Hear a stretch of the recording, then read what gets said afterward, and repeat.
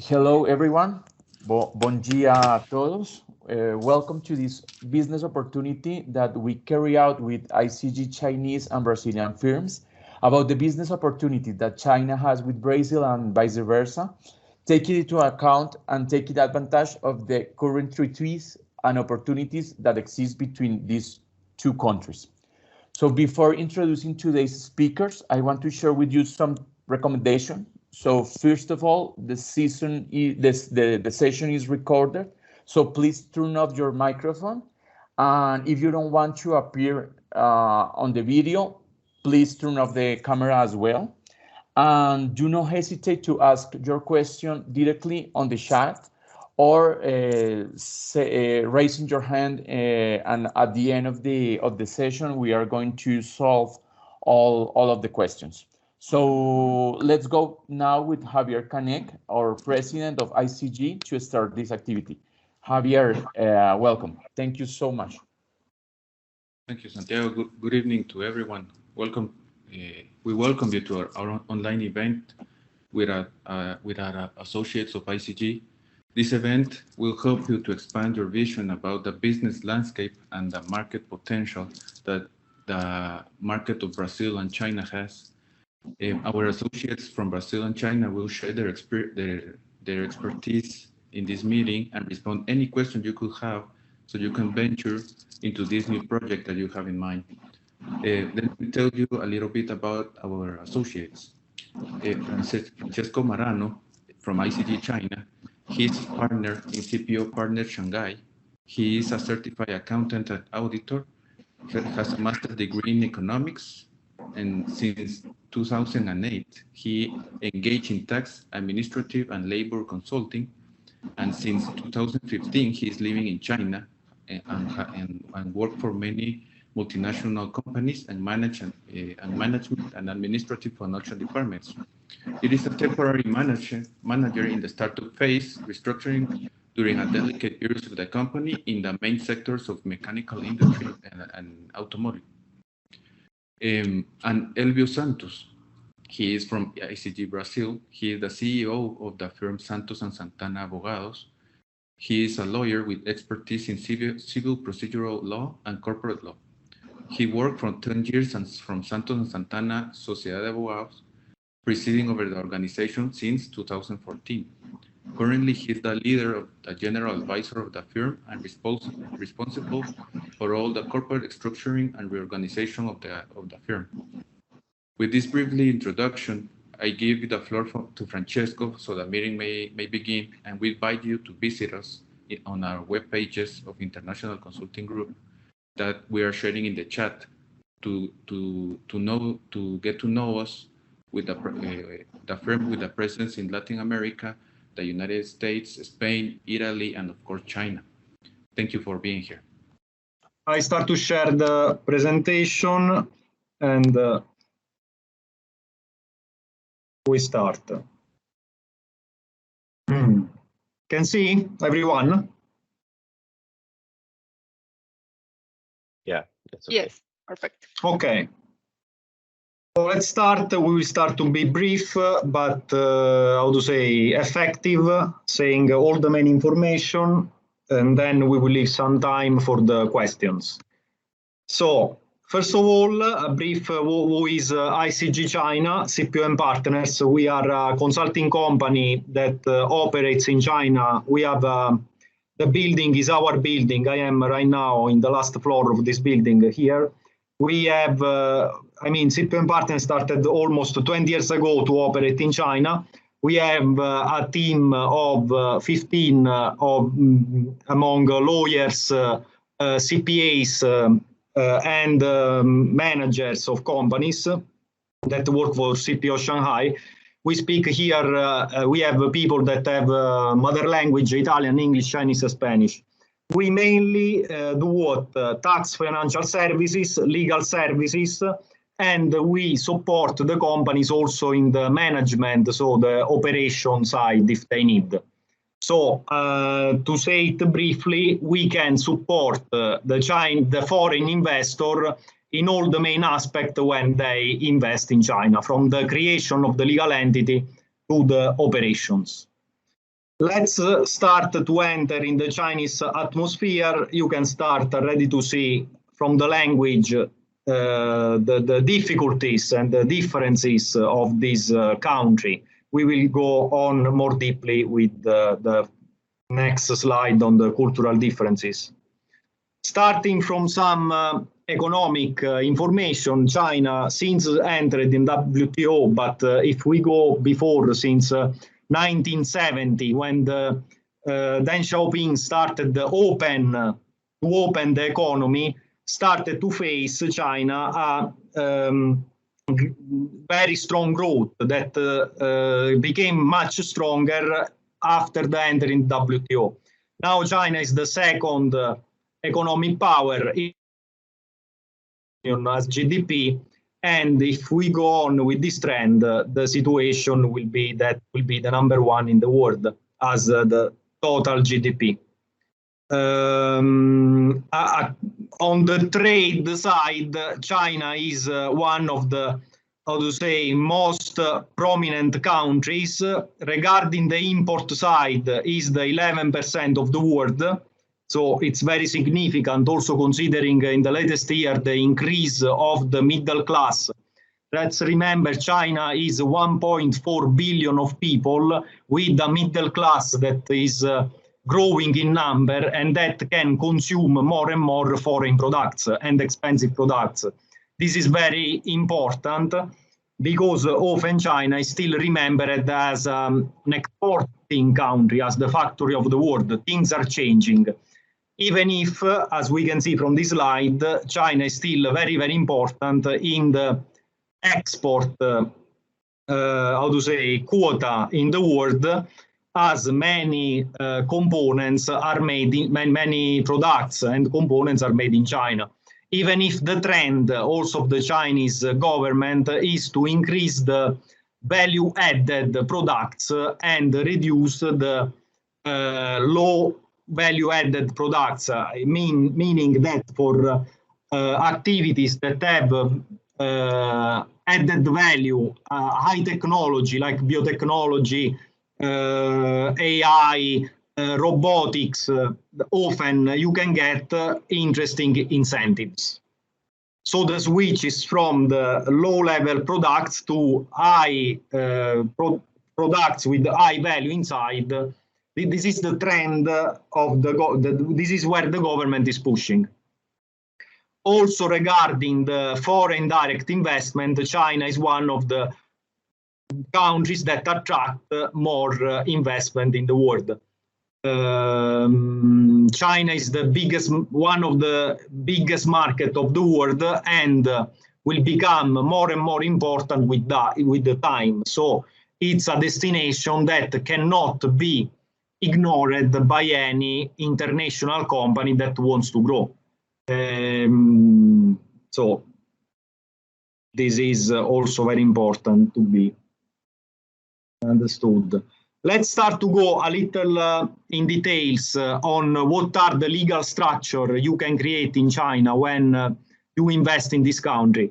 You have two main choices. The representative office, which is not a legal entity, so it will be a branch of your foreign legal entity. It will be an office that will be registered under the fiscal and administrative point of view, but is not a legal entity. So you are limited in many ways. You cannot hire more than 5 people. You cannot issue invoices. So you can only make some activities of liaisoning, networking, marketing. You cannot issue invoices. And you cannot make fiscal planning. This kind of representative office, this structure, was quite more popular before, because the establishment of the legal entity, which is the second name we see below, the WUFI, or the joint venture, if there is a Chinese shareholder inside. The WUFI before had more strict rules, had stricter rules, like the registered capital had to be paid in timeline. So for some activities or for some companies that didn't need to issue invoice or hire a lot of people, they prefer the representative office. But today, with the change of the and evolution of the company law and the investment foreign law and other related regulation, there are no deadlines to pay in the registered capital, so you can just establish your company and have less constraint. Also, a lot of other things have been simplified. So today the WUFI, the legal entity, establishing a legal entity is the main choice when an investor wants to come to China. Let's go a little in checking the main things briefly. These are the main things that the investor need to choose when investing in China. Company name, business scope, the registered capital that we mentioned, and we need to be, of course, compliant under the tax and fiscal point of view and under the management point of view. Starting from the choice of the company name, this is very important as the company name is the only official name that will make you able to identify the company in the government offices. The Chinese name is very important because determines the how to say, also the marketing power of the company. Meaning, if you choose a name that is not proper, you can have a lot of difficulties to become famous on the market, to let the Chinese people remember your name. So starting from the choice of the name, we need to do a study to choose the correct name. Also because the name must be approved by the government, and if there are already registered similar names, you need to change the options and you need to propend for a name that is available. To set up legal entity, if we can make a differences between a trading consulting company and a manufacturing company. A trading consulting company generally is quite quick to establish. On average, 1 or 2 months. The manufacturing, you need to obtain the environmental impact assessment, EIA, so can be a little longer, depends also on the activity you need to do. The registered capital, as we mentioned, you don't have deadlines anymore to pay in the capital. The capital is like in each country represent the maximum liability of the shareholder. The business scope are the activities you plan to do with your company. So it must be as large as possible when you register your company, of course, containing the main activities that you plan to do. As mentioned in the slide, you can also establish a legal entity without a physical presence, a physical office. This can be useful at the beginning of the activity if you just want to start to check the market, make the first operations. And this is possible with virtual office, but not in all the cities. This can be useful. You can have some problems in some cities where they check if you are the legal address is effectively occupied by your company. Just to have an idea of the cost, what will be to establish a small trading company in China. This is a quick, how to say, some numbers to give an idea. So to establish the company and project feasibility, we can account for 10,000, 15,000 USD. For a rent for 80, 100 square meters in Shanghai, in a good location, let's say not the very center, you can also find 1,500, 3,000 per month. If you want to rent a warehouse, the cost can be quite lower the farther you go. Of course, depends also on the quality of the building. Here are some numbers to give you the idea. Around 3,000 USD, you can get 300, but even more square meter warehouse. Then you can see some numbers regarding the employee. These are just to give for reference, but are numbers quite, reliable. And then to keep, let's say, the fiscal compliance from foreign professional company that can explain to a foreign investor which has a totally different mentality from a Chinese accountant that is often they are very cheap, but they just do the work to keep the company going without caring the needs of the shareholder in his country. We have from 2,000 USD per month going above, just to have an idea of the costs.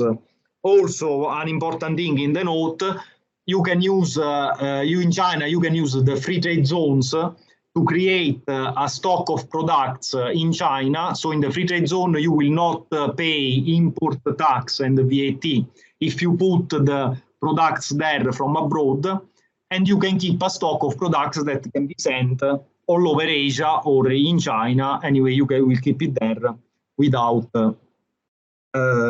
paying cost in advance. So under the financial point of view is quite advantageous. A quick overview of the taxation in China. We have the corporate income tax that, as you can see, is quite low, 5% for small businesses. What is a small business?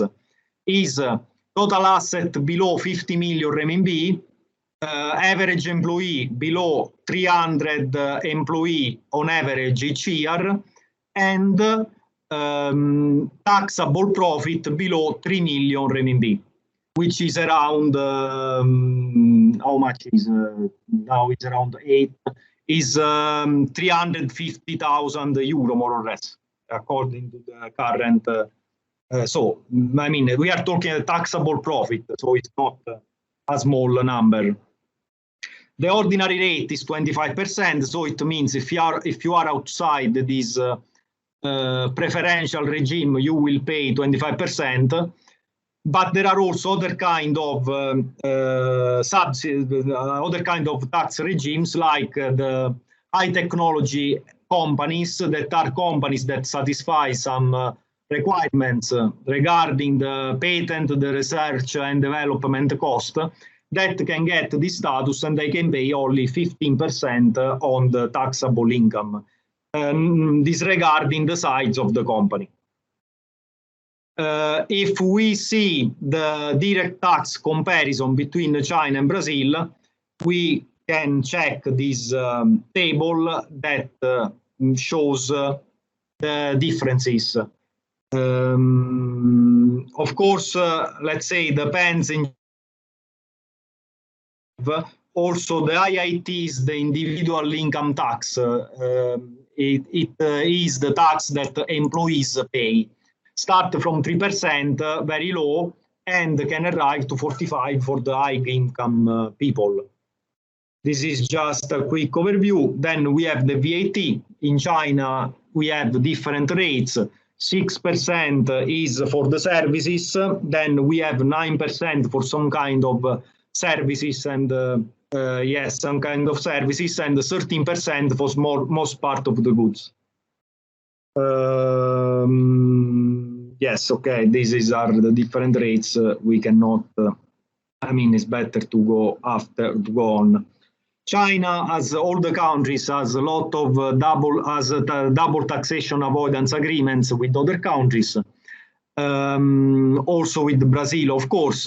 Need to check then what kind of specific rule or benefit you can enjoy according to the activity and the income you are producing. And as we can see, we have different rates of taxes that are levied on the source in China when, for example, you want to repatriate dividends. You have profit in your company and you need to pay back the money in for example, your shareholder company or person in Brazil.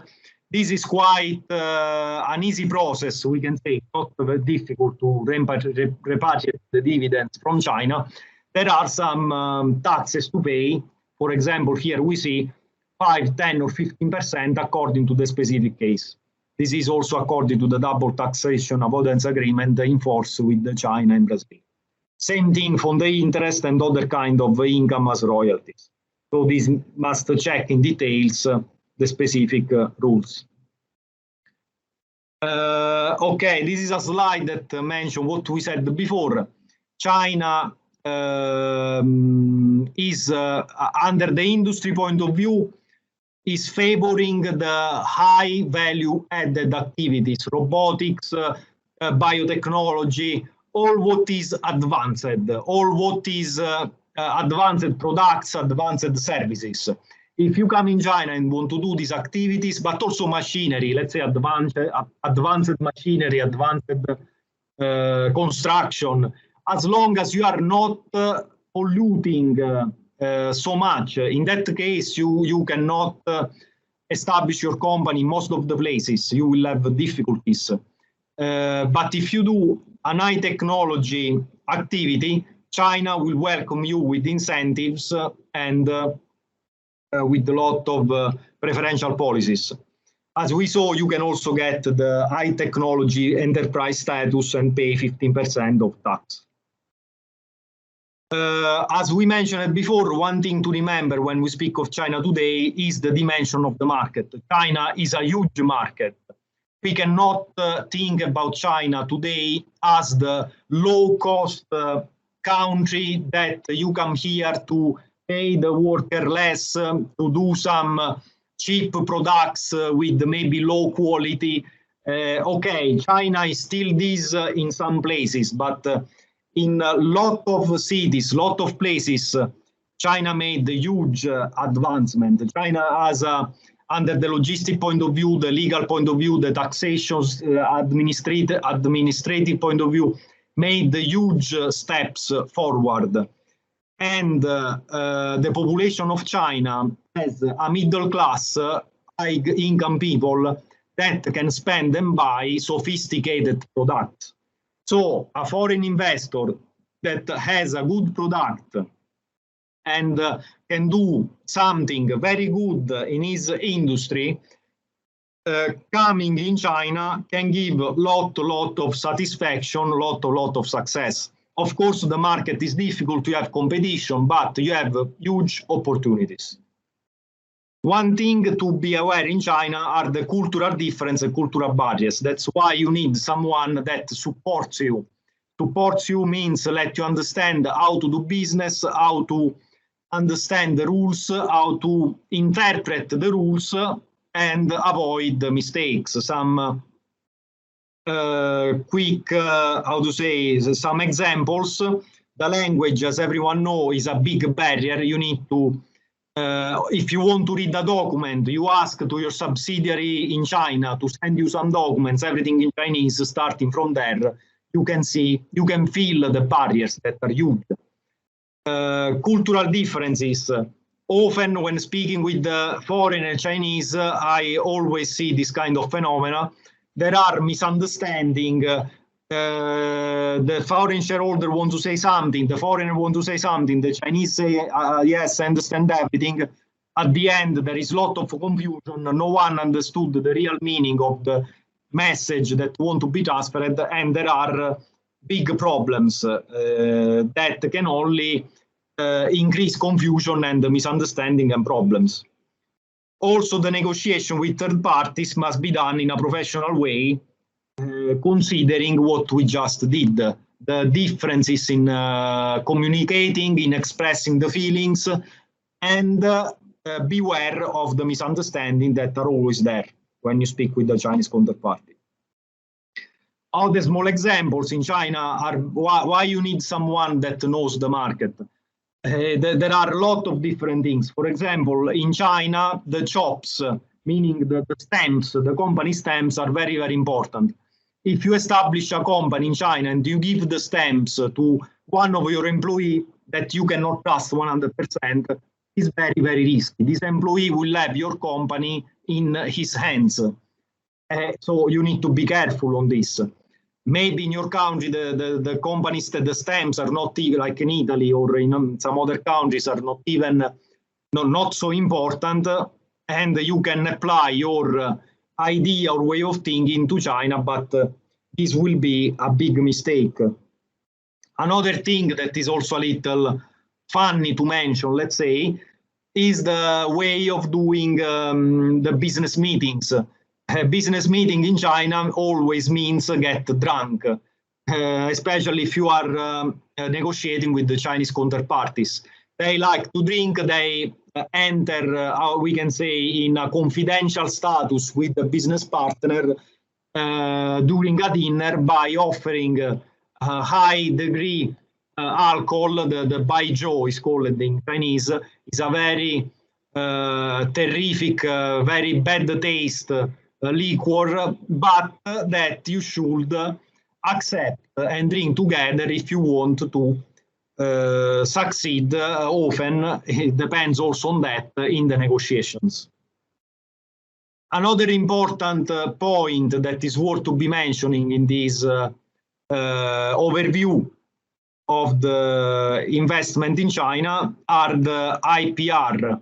IPR is extremely important to be protected in China because China has a first to file system. It means if you come to China and you don't register your trademark, someone else can register it, and then you have a really hard time to get it back.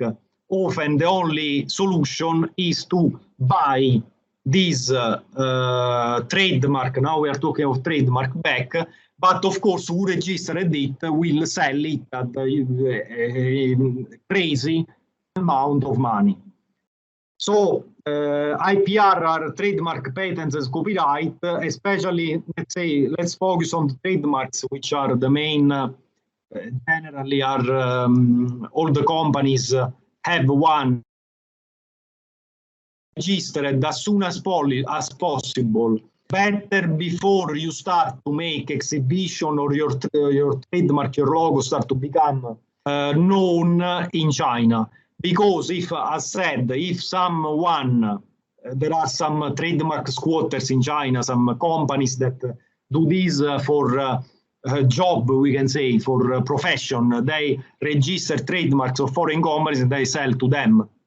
Even if the trademark laws has been updated and put the bad faith can be, the registration bad faith can be cancelled, but you still need to make a legal dispute. You start to need to make some procedures that cost money, time, and are not 100% sure. So the best way is to register the trademark before you start using it in China. This is a very, very important point that need to be taken in consideration. Also need to consider that for the trademark still, the Chinese system is a little different from the other, from the international system. For example, the MAGIS system of the WIPO.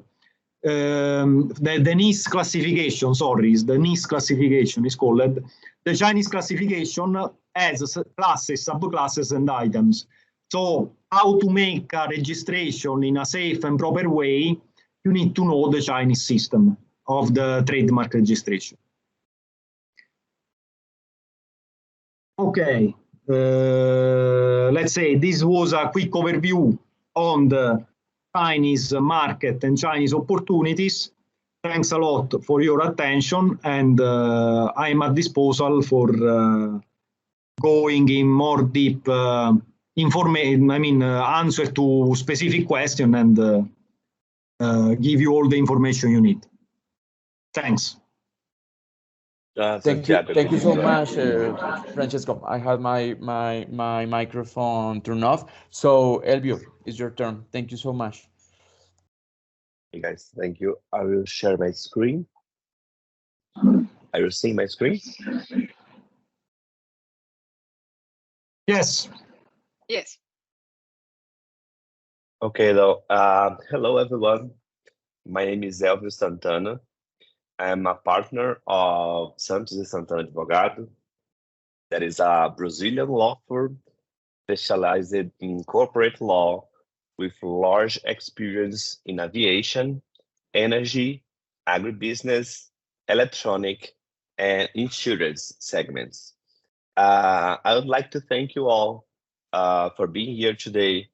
And I'd like to thank you, ICG team, for promoting this event where we can discuss opportunities in these two great countries and great economies. Just to talk a little bit about our law firm, we have more than 40 years of experience in the market. 60% of our clients are multinational companies present in 10 of our countries. We have today more than 3 billion reais in strategic litigation ongoing. 4 of the 10 largest manufacturers of mobile phones in the world are our clients. 100% of the national territory is covered by our service. So Brazil is so big, and we are in all country and providing service in all Brazil. And we have been recognized as one of the best firms in Brazil by a lot of rankings in the world. So to talk about Brazil, of course, I am a lawyer, so I choose to give you the legal issues overview of Brazil.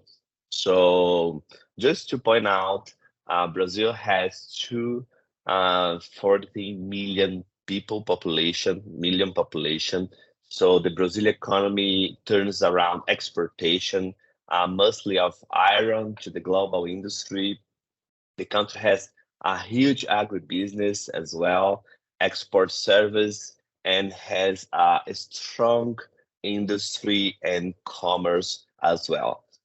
Lastly, we have been providing legal service to a large and mixed number of investors that comes from a lot of countries, but mostly China and the United States, in segments in solar energy until manufacturer cell phones companies.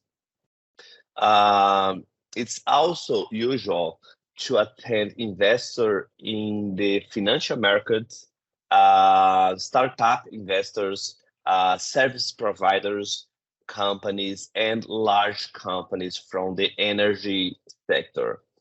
Lastly, the solar energy sector is growing in a good shape in Brazil, and it has coming a lot of opportunities to people outside Brazil to export spare parts or export solar panels and other stuff connected with the solar energy. So talking about what's going in Brazil now, I would just give you a quick review about the current tax system, because Brazil right now is discussing its tax reform. So all Brazilians now and our investors now are with their eyes in the Congress, because they are discussing the most important topic nowadays. After 60 years without any important adjustment, one of the most complex and complained tax system in the world is going to be revised. So today, I could say we have a current tax system with rates separated by service and goods. Today in Brazil, we have a huge difference between providing service and goods, what caused a lot of discussions in the courts, because, for example, there is a big discussion in Supreme Court today that is software providing service. They are discussing if they provide a service or if their software is a good. So because of the different rate, they are fighting the court to classify it as a service, because there is a less incoming, the less rates taxes. So today Brazil separates, and there is a difference between service and goods. Of course, the system is very complex, and this is just an idea. The tax over the service is under 5%, and this is a municipal tax.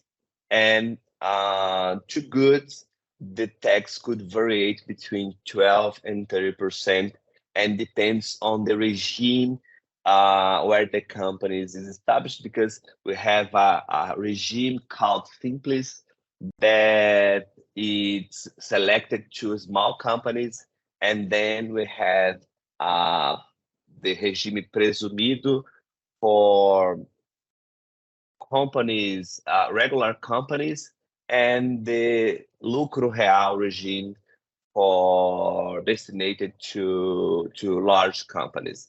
But it's just a little idea.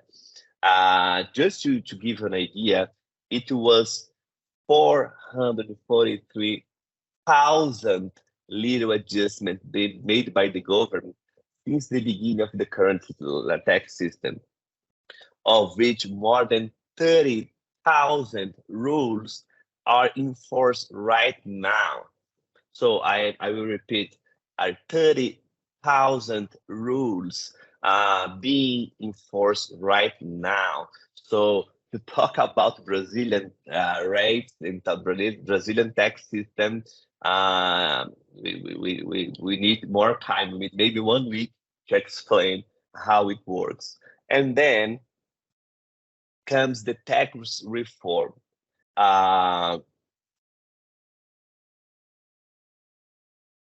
Last week, the tax reform was approved by the House of Representatives in Brazil, and now it's going to be analyzed by the Senate. The estimative is to be finished by the end of the year. Some important points of the tax reform in Brazil. So, first of all, we will change the taxation, and because today we have a cumulative supply taxation. So the industry pay taxes, and then the commerce pay the same taxes, and the consumer pay the same taxes. Now we are accumulate all taxes to the consumer, as the big economies and the big tax systems in the world do right now.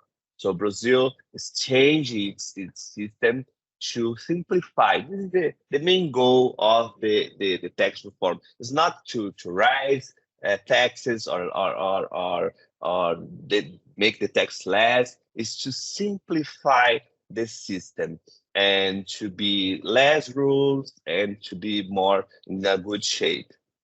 So this is the first change we are experiencing in the tax reform.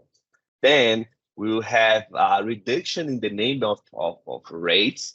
So we are talking about unificate sole rate of 25% for every company in Brazil.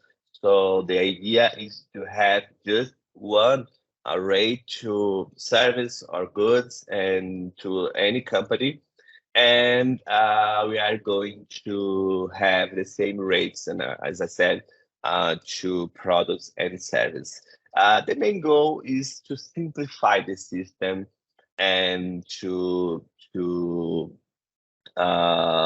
make better the life of the taxpayer and attract new investors, because today it's impossible to say how much you are gonna pay in your operation. Today, if you come to Brazil, you cannot say by heart that your taxation will be 6%. It depends on a lot of other factors. Depends on the city where the goods are going. Depends on the service, the city on they are providing the service. Depends on a lot of factors. So this is a very problem. It's a big problem to the investors, because they cannot set the prices correctly, and they cannot understand the taxes in Brazil nowadays, but we believe it's gonna change. If anyone wants to know more about Brazilian tax reform or Brazilian tax, you can contact me through ICG, and we can send you a memo with all detailed information. Another topic that is usual to be asked by our clients, our foreign client, is how to invest in Brazil, how to open a company in Brazil. So,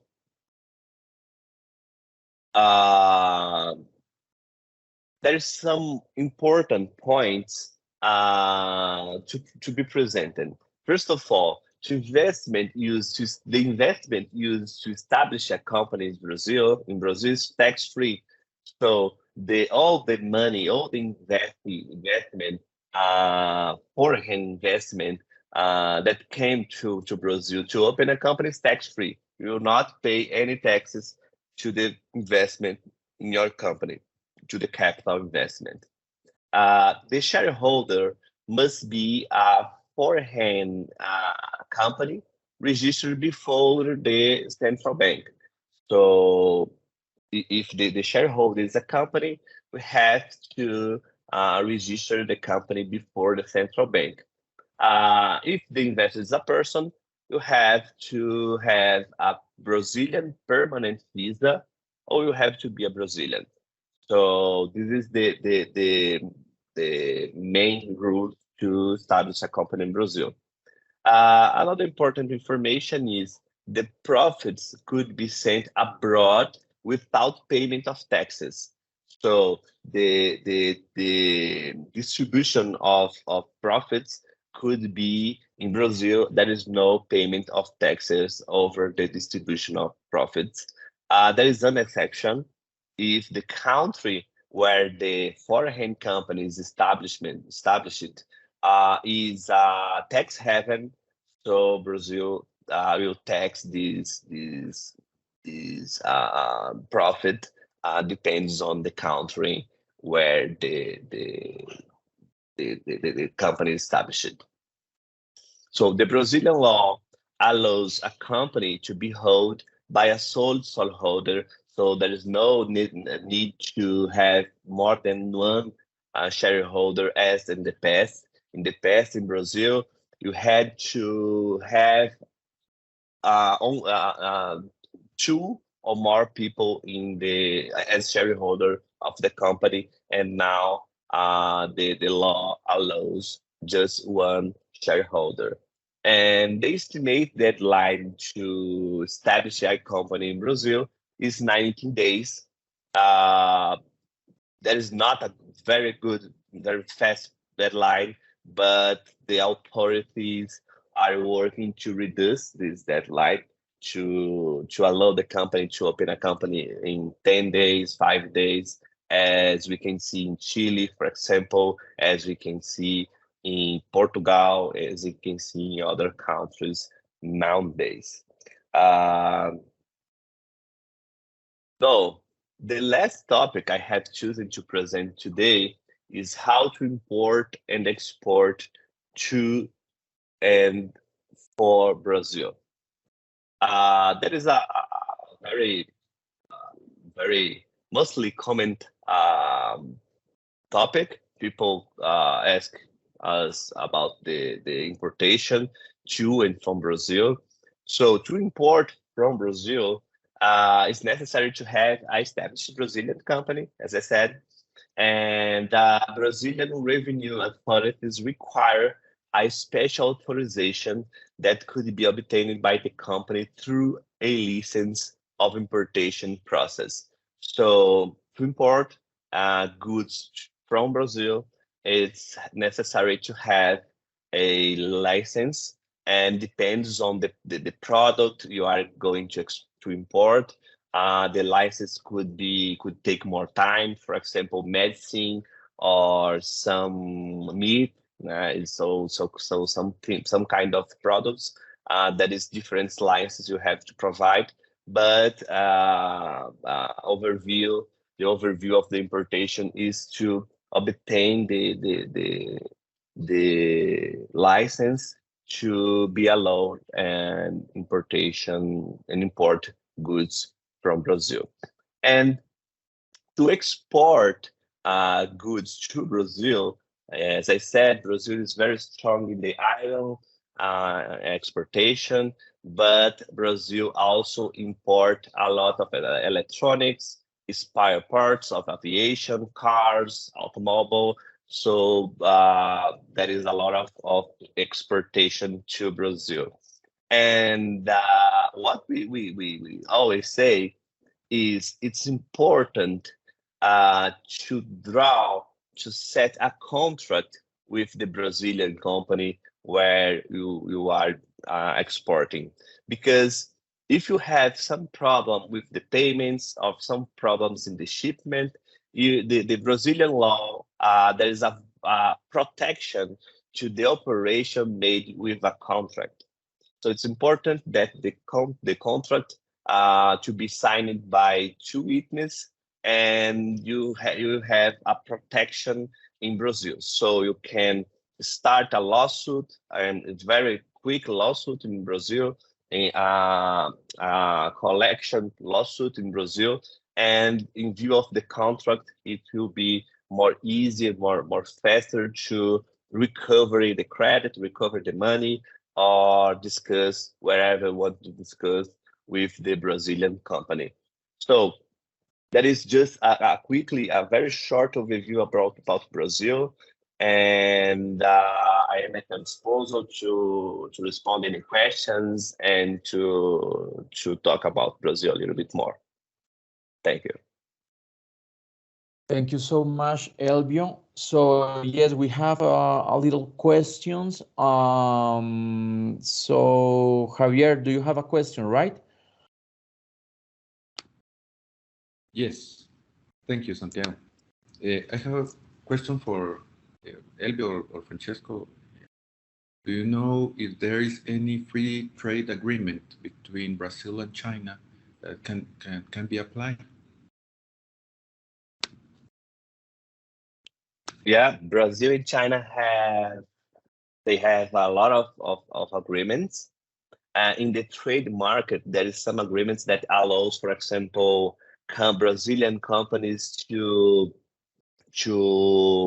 in my side, my legal side, they are allowed to execute some bill of lading, for example, in China, and it's possible as well for a Chinese company to execute like a enforcement proceeding in Brazil, bill of lading, and there is also an agreement that allows that the documents that are recognized by the notary's office in Brazil is recognized also in China and vice versa. So if the notary's office recognizes a document in China, it's recognized in Brazil too. And that is the two of agreements between the countries that I know by heart right now. Okay, thank you, Elvio. Okay, we have another question is, what cultural or business factors are important to consider when some company are going to do business in both of those countries? So what are the cultural and business factors that are important to consider, to have in mind? Okay, maybe I can start. Yeah, I mentioned a little in my presentation. China's lot of peculiarities. If in the cultural differences, of course, we need to include the language. The language and the possibility to communicate clearly with especially the local partners, local businessmen, your local employees. Often a translator is not enough. I saw translators do a job. I mean, if you translate in a mechanical way without transferring the meaning of what you want to say, it will be a disaster, especially when you negotiate about, I don't know, business contracts. For example, if one side is saying something in a sarcastic way or is almost angry or insulting you, but in a political way, if the translator doesn't get this and doesn't transfer to you, you make a negotiation with a total different idea and you make a disaster. So cultural differences, language, you have a big barrier to surpass. Then, as mentioned, in China here, when you go to have business meetings, then you generally go to eat. When you go to eat, you drink. You need to drink the baijiu. I saw big also deals in amount quite significant have been decided drinking alcohol with the Chinese people.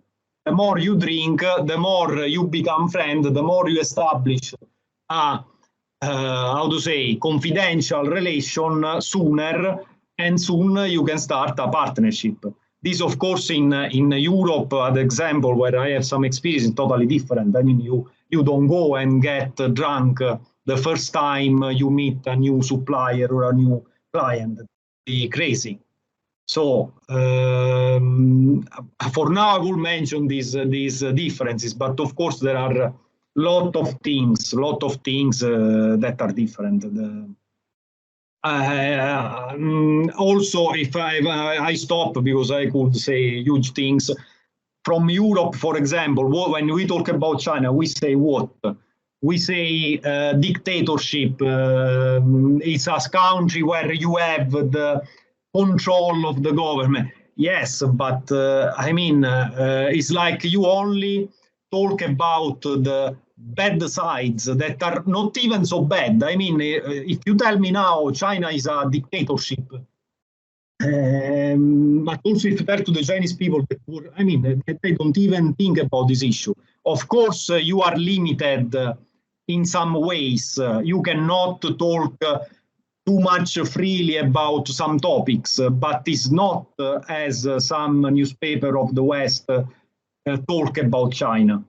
So to conclude, to the businessmen, especially the business, I suggest to come here to feel, to know, to touch with the hand this country, that in any case give you a lot of potentiality. Also the other, how to say, thing under the business point of view, you invest into China, say no, but if you have a legal problem, they are, I mean, they always support their side, the Chinese company. It's not like this. The Chinese legal system now is quite fast, is quite transparent, especially in the biggest cities like Shanghai, where I am. Of course, then China is a continent, is a huge place. So if you go in a very small town, things can be work in a more difficult way, in a more rural way. But if you stay in the big cities, you can do business in a safe way if you know the rules.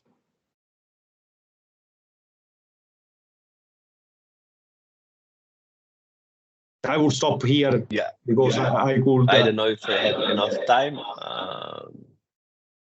but from Brazilian side, is not so different than China. I believe Brazil is close to any Latin American country. I believe it's the same. The Brazilian businessman is used to international business, so I don't believe a language would be a great problem. But there is the bureaucracy in Brazil that is very, very complained. So we believe the bureaucracy is too much.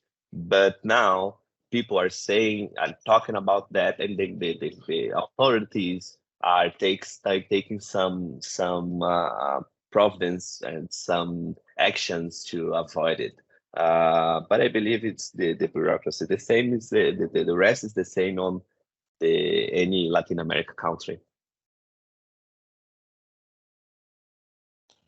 Thank you so much, Elvio, Francesco, Javier. So thank you for your intervention. It's clear that the opportunities between the two markets, China and Brazil, are large and constantly growing. So if the people that is watching us, if you have any question or need advice, the ICG team or from China and Brazil are at your disposal to attend any requirements. So you can contact us by email or or through our website, icgbusiness.com.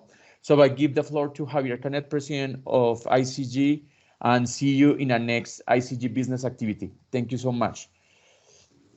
Thanks to you. Thank you all. Thank you very much. Santiago. Thank you, Elio. Thank you, Francesco, for your presentation. We hope this information help you to develop the project that you are thinking about, and let us help you in this venture. It is important to consider the cultural aspects of doing business in these countries, as well as the tax terms, so you can get the most revenue of this business, of this project. We appreciate you being with us today, and please visit us in our webpage of International Consulting Group that we share with you in the chat. We will be happy to help you in any of the countries that our firm has presence. Have a nice day. Thank you. Thank you, guys. Have Thank a you. nice day. Bye-bye. Bye-bye.